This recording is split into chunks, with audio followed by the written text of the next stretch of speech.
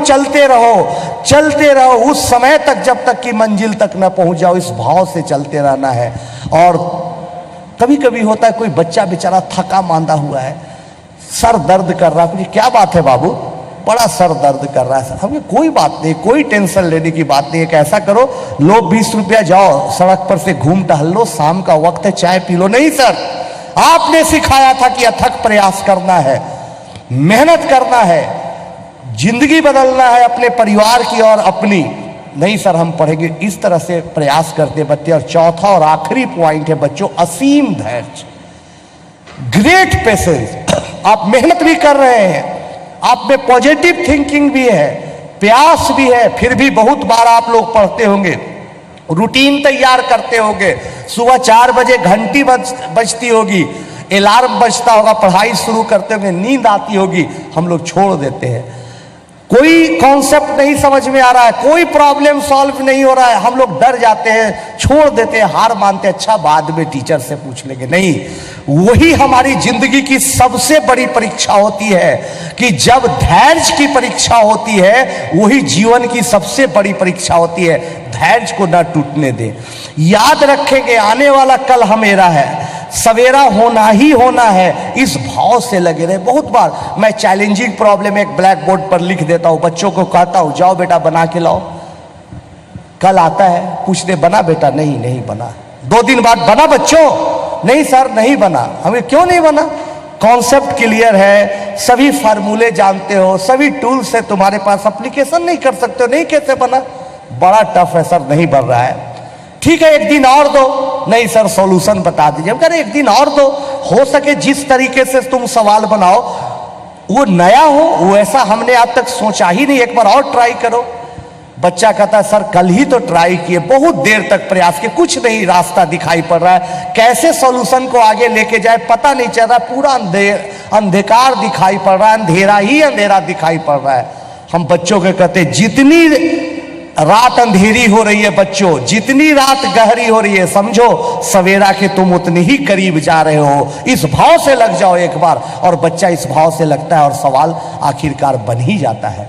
तो मेरे दोस्तों, मेरे बच्चों, ये 4 बातों को अगर आप मन में लेके चलते हैं, रात दिन एक करके परिश्रम करते हैं, तो याद रखना बच्चों कि आपके जीवन में एक क्रांतिकारी परिवर्तन आएगा और आपको लगेगा कि आने वाला भविष्य, आने वाला कल हमारा ही है। धन्यवाद। Thank you so much. और अब बच्चों आपकी बारी है। अगर आप में से कोई भी एनीवन या कोई पेरेंट कोई अगर सवाल पूछना चाहें तो प्लीज़ आप अपना हाथ खड़ा कीजिए। हमारे साथी आप ही के आसपास हैं, प्लीज़ इस मोमेंट को जाने मत दीजिए। कोई भी जो भी बच्चा कुछ भी पूछना चाहें प्लीज़। एक बच्चे हमारे साथ हैं, आपके मन में किसी भी तरह का कोई भी सवाल है आप पूछ सकते हैं, क्योंकि आज आपको सवाल वैसे सवाल आप पूछ सकते हैं जिसको आप जवाब अच्छे तरीके से जान पाएंगे। जी पूछिए सवाल। प्रणाम सर, मेरा नाम कुमारी देविका साहू है, मैं बालोद से हूँ। सर मेरा सवाल यह है कि हमारे मन में कभी कभी नेगेटिव थिंकिंग आता है, तो उसको कैसे दूर करें? मतलब नहीं सोचना चाहते फिर भी आ जाता है कभी कभी, तो उसको कैसे फेस करें? बहुत बार जीवन में हमारे भी लाइफ में निगेटिव थॉट्स आता है, लेकिन जब आप अभ्यास करेंगे और मेहनत करेंगे, अब मेहनत करते करते कुछ पॉजिटिव चीजें सामने आएंगी, उसी को याद किए कि भाई हो सके ऐसा हुआ हो, ऐसी बातें हुई हो कि आज से 1 साल पहले, 6 महीना पहले एक छोटी सी बात हो, एक छोटा सा मैथमेटिक्स का प्रॉब्लम हम कर रहे हो, नहीं बना हो, 1 दिन लगा हो, 2 दिन लगा हो, तीसरे दिन बन गया हो, तो उम्मीद की किरण वहां से प्राप्त करें। देखिए अच्छा 3 दिन दिया तो सवाल बना, यानी मेहनत करने से, लगातार प्रयास करते रहने से काम बनता है, चीजें आसान होती है। तो ठीक है, अभी निगेटिव थॉट्स है, हमें निगेटिव थॉट्स लाकर अपने आप को ढीला नहीं छोड़ना है, बल्कि प्रयास जारी रखना है, और जैसे उस दफा सफलता मिली थी उससे भी बड़ी सफलता मिलेगी। जैसा कि हमने अभी बताया, जितनी रात गहरी हो रही है, अंधेरी हो रही है, सवेरा उतना नजदीक है। ये भाव के साथ आगे बढ़े कि ठीक है कठिनाइयां आ रही हैं, तकलीफें आ रही हैं, प्रॉब्लम्स फेस मैं कर रही हूं, फिर भी उतने ही मैं सॉल्यूशन के करीब हूं। और सर जैसा कि ऐसा सोचते हैं कि एक ही सवाल को ज़्यादा टाइम देंगे तो फिर मैनेजमेंट नहीं हो पाएगा बाकी क्वेश्चन के लिए, तो ऐसा कैसे करेंगे? हमारा ये मानना है बच्चों कि आप मान लिया जाए कि ट्रिगोमेट्री पढ़ते हैं, कोई एक चैप्टर आइडेंटिटी नाम है, जस्ट ऐसी है, उसमें आप 10 सवाल बनाते हैं और 10 सवाल का सॉल्यूशन आप देख लेते हैं या हिंट के आधार पर बनाते हैं या टीचर के सहयोग से बनाते हैं, उससे बहुत ज़्यादा फायदा है कि 10 दिनों में एक ही सवाल बनाइए। जब आप अपने से संघर्ष करेंगे, अपने से प्रयास करेंगे, फायदा उसका है। मान लिया जाए कि रायपुर में एक जगह है कोई, वहाँ पर आपको जाना है, यहाँ से 5 किलोमीटर दूर, आपको रास्ता नहीं देखा हुआ है, कोई आदमी आपको गाड़ी में बैठाया, वहाँ छोड़ दिया, आप रास्ता नहीं देख पाएंगे, फिर अगला दिन भी आप खोजे नहीं देख पाएंगे। लेकिन अगर एक दिन रास्ता आप अपने से खोजिएगा, भूल जाएंगे आप, भटक जाएंगे आप, आपको तड़प होगी, बेचैनी होगी, गुस्सा आएगा, फिर भी आप खोजेंगे,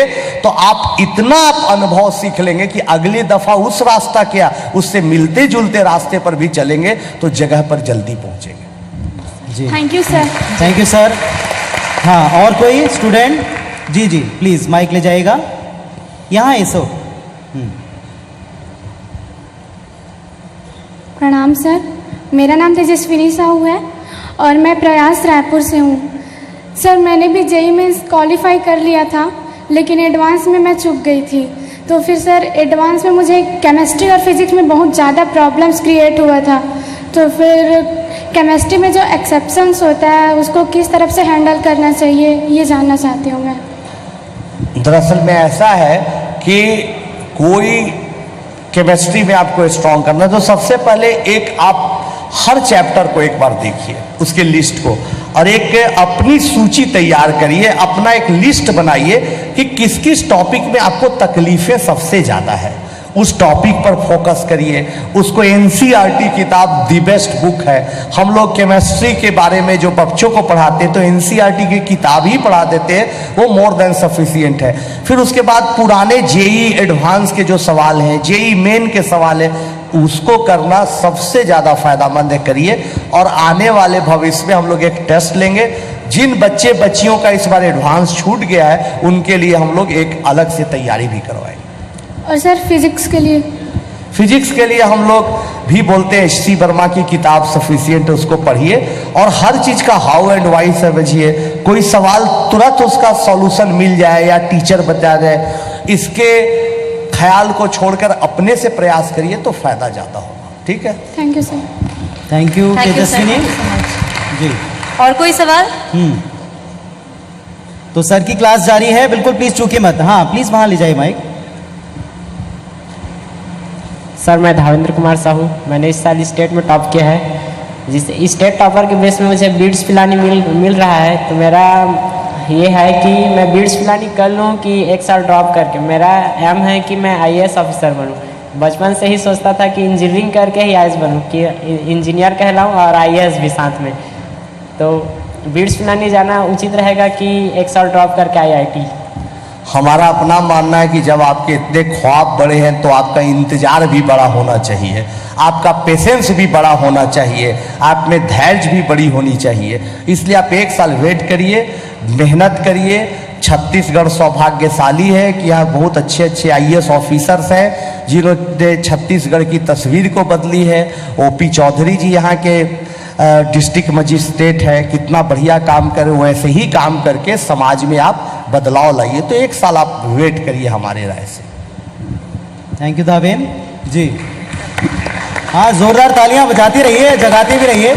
और सर नसीब से मिलते हैं, इतना टाइम कम ही मिलता है इस क्लास में। जी श्योर। हाँ जी प्लीज़ ले जाइए। हेलो सर, मैं अल्तमस साबरी। सर पूछना था आपसे कि मैं ड्रॉप लेके अभी आईआईटी एग्ज़ाम की तैयारी करूँगा, तो मेन फोकस मैं एडवांस पे दूँ कि दोनों को सर इक्वल दूँ, क्योंकि एडवांस का सिलेबस थोड़ा सा डिफरेंट हो जाता है। तो सर उससे बता दीजिए कि एडवांस मेन फोकस रखना चाहिए आईआईटी के लिए कि दोनों को इक्वल देना चाहिए? हमारे समझ से आप या तो एडवांस हो या तो जेईई मेन हो, हमेशा बेसिक कॉन्सेप्ट्स आपका क्लियर है, प्रॉब्लम सॉल्विंग का अप्रोच क्लियर है, तो आप कोई भी सवाल आप बना सकते हैं।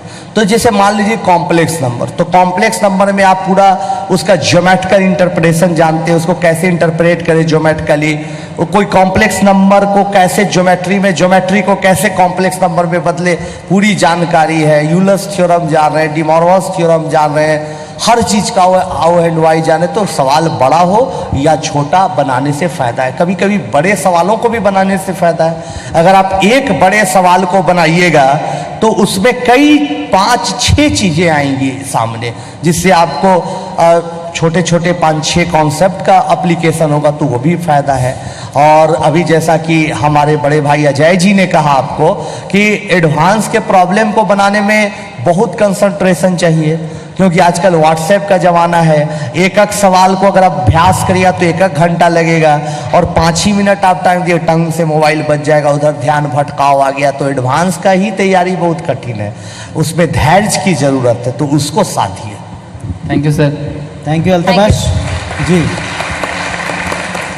और कोई सवाल हमारे बीच? हेलो, प्रणाम सर। मैं भावना सेन धमतरी से हूँ। हम कॉम्पिटिटिव एग्ज़ाम दिलाते हैं तो बहुत से माइनस मार्किंग कर जाते हैं। एग्ज़ाम जाते तो और डर जाते, तो आपसे जानना चाहती हूँ कि अपना धैर्य कैसे बनाए रखें। अभी इसका जवाब, एक सवाल का बीच में जवाब हम अजय जी से रिक्वेस्ट करेंगे कि संक्षेप में दें। सर, आपने 2-3 बार बोला धैर्य बनाइए, तो उन्होंने ये पूछ लिया कि धैर्य कैसे बनाएं। देखिए, सर ने दिया है मौका, तो मैं आपसे बताना चाहता हूँ कि एग्ज़ाम से डरना तो बिल्कुल नहीं चाहिए। मैं जब 10th क्लास में पढ़ता था तो मेरे को पढ़ाई में बिल्कुल मन नहीं लगता था, और दशहरा का वक्त था। लोग हमारे बिहार में, झारखंड में आते हैं, एक दूसरे के घर में आते हैं मिलने के लिए। तो मेरे घर में भी आए। सब लोग जब चले गए तो मेरी माँ ने कहा कि बेटा, यदि तुम फर्स्ट नहीं करोगे तो हम अपना चेहरा अपने सोसाइटी में कैसे दिखाएंगे। तो उस दिन मैं बड़ा परेशान हुआ कि मेरे कर्मों का फल, बुरा फल मेरे पेरेंट्स को क्यों भुगतना पड़े। और रात भर मैं सो नहीं पाया। दूसरा दिन किताब पलटा। अब आप समझ सकते हैं, 10th क्लास में था, दशहरा खत्म हो गया था। किताब पलटा, कुछ समझ में नहीं आ रही थी। 1 दिन, 2 दिन, 3 दिन, लेकिन मुझे केवल एक ही चीज दिमाग में आई कि अब मुझे पढ़ना है। इसलिए पढ़ना है कि मेरी माँ मेरे सोसाइटी में अपना चेहरा दिखा पाए। और पढ़ने स्टार्ट किया। अब टीचर के पास गया, किताब खोला, समझ में नहीं आती थी, लेकिन पहला चैप्टर स्टार्ट किया मैं। पहला चैप्टर में 10th में, उस टाइम में S = UT + ½ AT² एक क्वेश्चन हुआ करता था, और एग्जाम में जरूर आता था एक, और उसी के जैसा दूसरा क्वेश्चन। तो हुआ यूं कि जब मैं किताब का पहला क्वेश्चन पूछा टीचर से, तो उन्होंने कहा, अजय, मैंने तो पूरा सिलेबस खत्म कर दिया, तुम पहला चैप्टर पूछ रहे हो। मैंने कहा, सर, सिलेबस तो आपने खत्म किया था, मैं तो आज से पढ़ाई स्टार्ट किया हूं।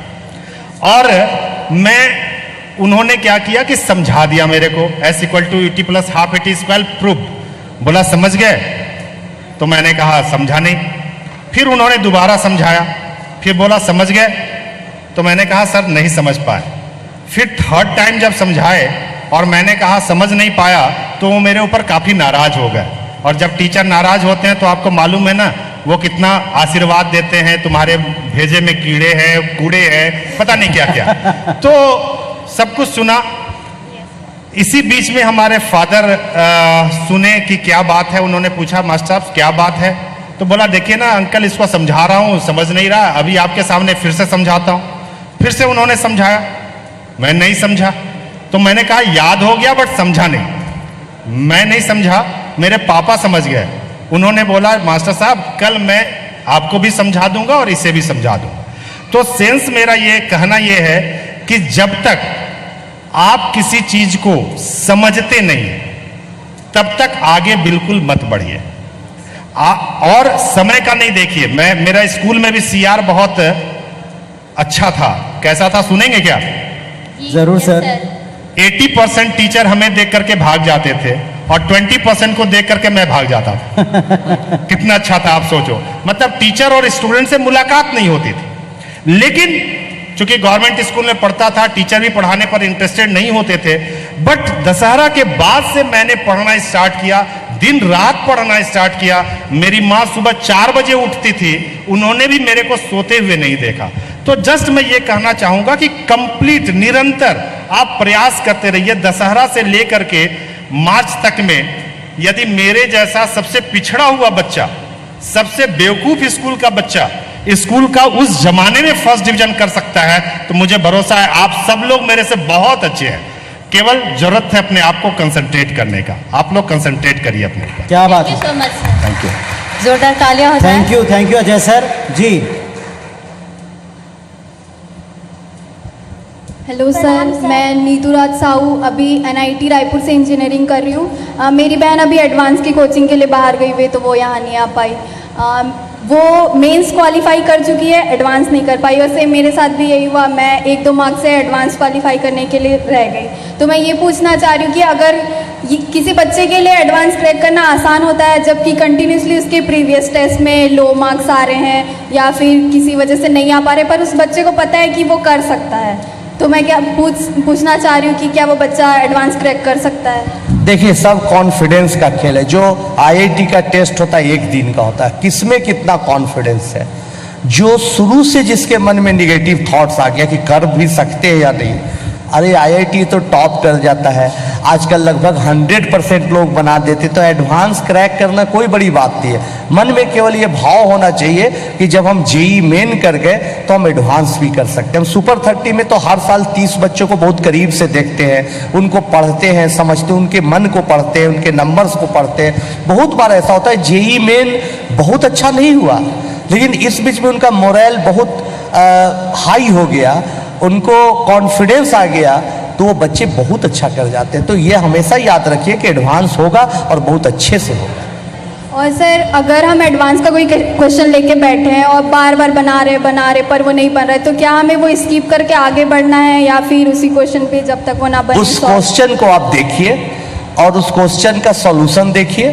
सॉल्यूशन में देखिए कि क्या कमी रह गई थी जिसके चलते नहीं बने, वो स्टेप हम कैसे छूट गया, उसको एक नोटबुक में नोट करिए, तो बड़ा फायदा करेगा। हम लोग जनरली कोई सवाल नहीं बनता है, उसका सॉल्यूशन देखते हैं और जस्ट आगे बढ़ जाते हैं, तो वहीं चूक हो जाती है। हम लोग उसमें क्या कमी रह गई थी उसको नोट करेंगे और अगली दफा, अगली बार उस कमी की पुनरावृत्ति न हो, इसका ख्याल रखें। Thank you sir. Thank you जी। प्रणाम सर, मेरा नाम रितु साहू है, मैं सूरजपुर जिला से आई हूँ। मेरा सवाल ये है कि मेरा इस बार टॉप 10 में नहीं आ पाया। मैंने बहुत प्रयास किया था, रात दिन बहुत पढ़ाई की थी, फिर भी मेरा 7 नंबर से टॉप 10 में नहीं आ पाया। फिर भी मन में ये अब हो गया है कि अब मैं कुछ नहीं कर पाऊँगी, मतलब मैं सबसे नीचे ही हूँ। तो ये मेरे जो मन में ये जो सवाल है, इसको दूर कैसे करूँ? मैंने बहुत सोचा कि ये सबको भूल के आगे बढ़ूँ, लेकिन नहीं बढ़ पाई। अभी अजय जी ने कहा कि स्टूडेंट के तौर पर मैं सबसे पीछे था, फिर बहुत आगे अपने स्कूल में चला गया। ऐसी कहानियां बहुत मिलेगी। हमारे पास ऐसे सुपर 30 में बच्चे आते हैं जो सड़क के किनारे सब्जी बेचते थे अपने पिताजी के साथ। ऐसे सुपर 30 में बच्चे आते हैं जो ऑटो चलाते थे, कुछ नहीं जानते हैं। अचानक उनके जीवन में कोई घटना घटती है। निधि, एक बच्ची, निधि झा, बनारस की बच्ची हमारे पास आती है। उसके मम्मी पापा मंदिर साफ करने का काम करते हैं, झोपड़पट्टी में रहते हैं। अचानक एक दिन मंदिर में देखती है निधि कि एक आदमी आके कहता है, या भगवान, हमारे माता पिता हमें पढ़ाया, इतना अच्छा बनाया, हमारे बच्चे को भी अच्छा बना दे, इंजीनियर बना दे। साफ करते करते जमीन निधि ये सुनती है, उसके मन में उस दिन से विश्वास जगता है, क्रांति होती है, लेकिन पढ़ने में कुछ नहीं है। उस दिन से शुरुआत करती है, जब जागो तब सवेरा करती है, और करते करते हमारे पास आती है, पढ़ के आती है।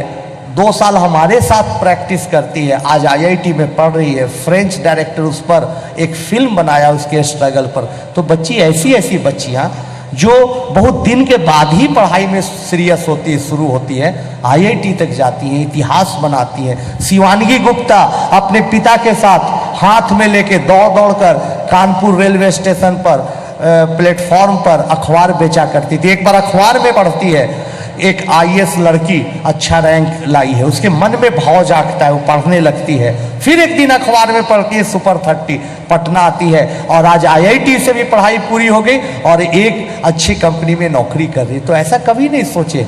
जो असफलता का दर्द देखा है, जो असफलता का स्वाद चखा है, वही ज़्यादा ऊंचाई तक जा सकता है। जो सदा से क्लास में फर्स्ट आते रहता है वो बहुत बड़ा इतिहास लिखे, कोई जरूरी नहीं।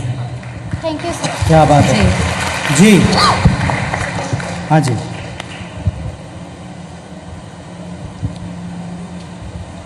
हेलो सर, मेरा नाम इशिका जैन है, मैं कवर्धा से आई हूँ।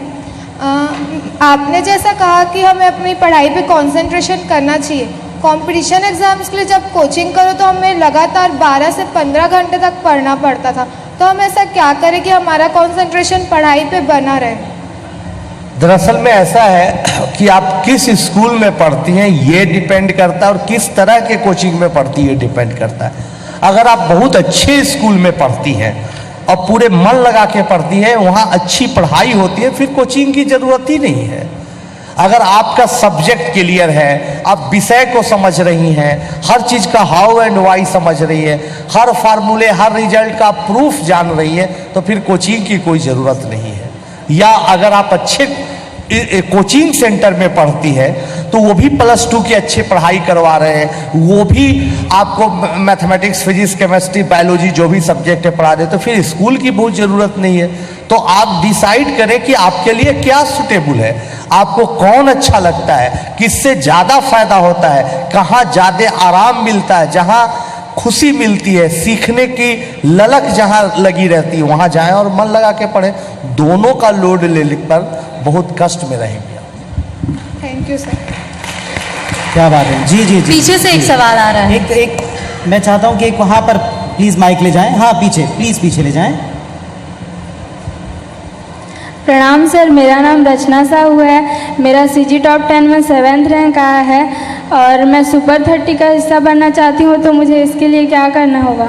अभी हम लोग आज ही एक प्रेस कॉन्फ्रेंस किया है आप ही के चैनल IBC 24 के तहत, और बहुत जल्दी ही हम लोग यहाँ पर भी सुपर 30 के लिए एंट्रेंस टेस्ट लेने जा रहे हैं, जिसका अनाउंसमेंट इसी चैनल के जरिए होगा। आप आइए, टेस्ट दीजिए, हम लोग मदद करेंगे और आपकी पढ़ाई शुरू करेंगे। जोरदार तालियां बजाइए इस बात पर। आप सबके पास में मौका है सुपर 30 का हिस्सा बनने के लिए। अनाउंसमेंट का वेट कीजिएगा जी। Sure.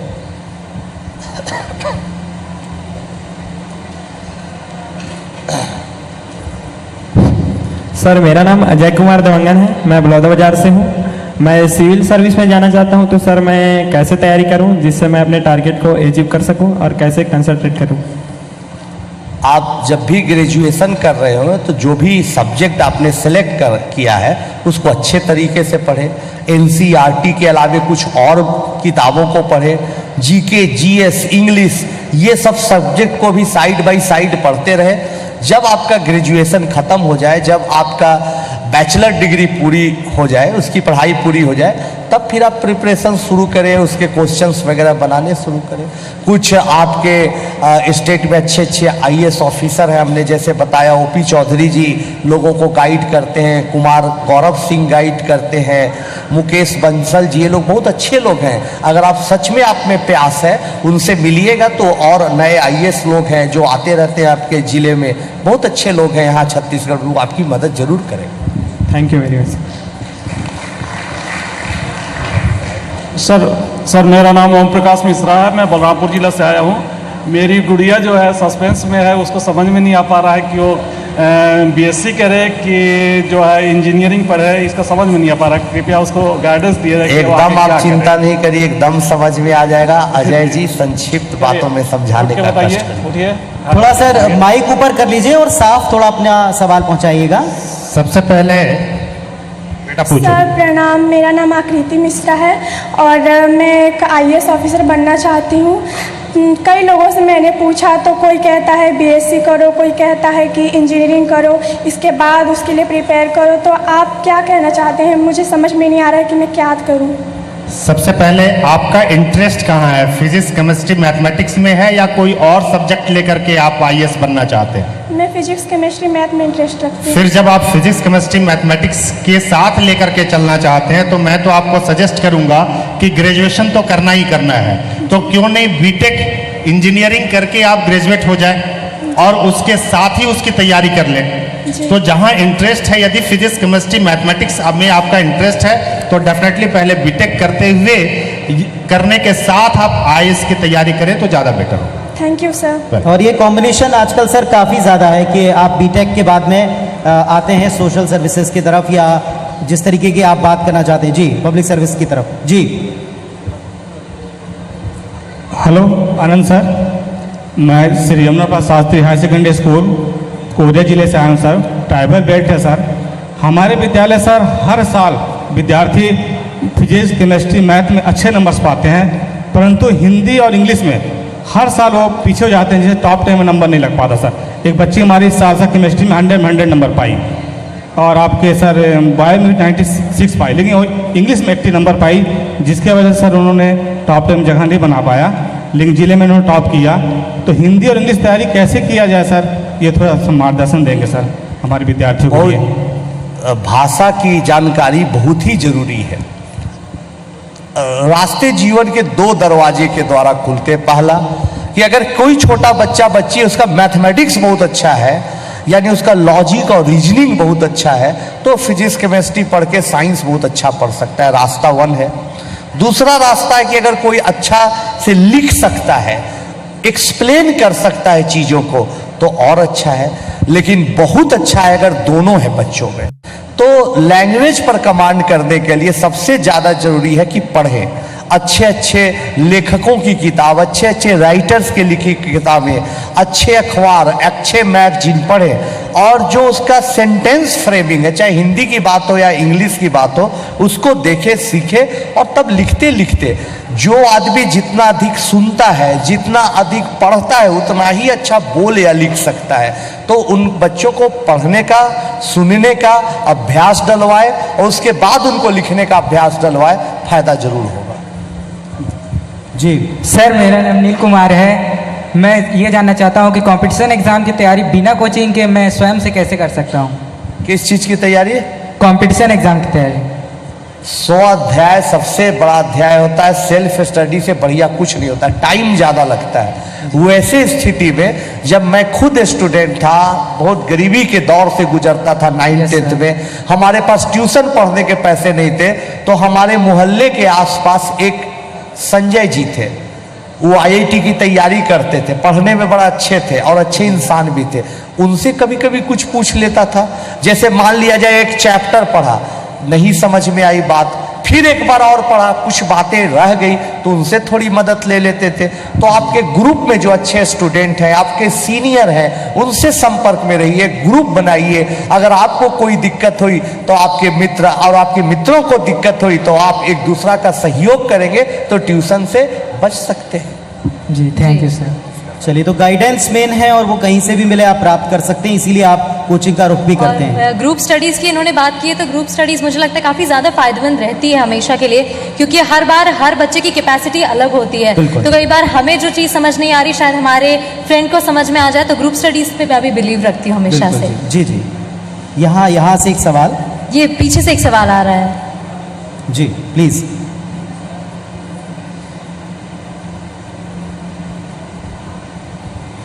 Hello sir, good evening, Abhishek here. Sir, मैंने आपके बारे में काफ़ी सुना है सर, सुपर 30 के बारे में काफ़ी सुना है। आपने जेईई एडवांस के फील्ड में काफ़ी कुछ किया है सर, लेकिन मैं ये पूछना चाहूँगा कि क्या आपने मैथ्स में कुछ इनोवेशंस भी किए हैं? क्या मैथ्स में आपका कोई रिसर्च वर्क भी है जो जेईई एडवांस के बच्चों के लिए काफ़ी फायदेमंद साबित हो? जब मैं छात्र जीवन में था, उसी समय मेरा कुछ नया खोजने में, करने में इंटरेस्ट था, और मैं उसी जमाने में जब ग्रेजुएशन को ठीक से पूरा भी नहीं किया था, मेरे 5 पेपर बाहर के जर्नल्स में पब्लिश हुए थे जो नंबर्स थ्योरी पर बेस्ड थे। लेकिन अब इधर जब से टीचिंग में आया, तब से मैं ये इनोवेशन करने का प्रयास करता हूँ कि एक ही सवाल को आप कितने ज़्यादा से ज़्यादा तरीक़ों से पढ़ा सकते हैं। अभी जब आपने इतना बढ़िया सवाल पूछा, तो हम यहाँ के आयोजकों से, इस टीवी चैनल से ये रिक्वेस्ट करेंगे कि आने वाले टाइम में कहीं पर हमारा 1 घंटे का एक लाइव प्रोग्राम करें मैथमेटिक्स के कुछ कॉन्सेप्ट पर, जिसको इस देश के कई प्रदेश के बच्चे जिसका लाभ उठाए, वो सीधा प्रसारण भी उसका हो और साथ साथ बाद में उसको डिजिटल मीडिया के तहत कंप्यूटर में डाल भी दिया जाए कि कोई ऑनलाइन उसको पढ़ सके। तो उसमें हम दिखाने का प्रयास करेंगे कि एक ही सवाल को, चाहे वो ज्योमेट्री का सवाल, उसको कैसे अलजिब्रा से बनाया जा सकता है, कैसे कैलकुलस से बनाया जाता है, कैसे ट्रिगोमेट्री से बनाया जा सकता है, उस सवाल को और एक्सपैंड कैसे किया जा सकता है, उसको छोटा कैसे किया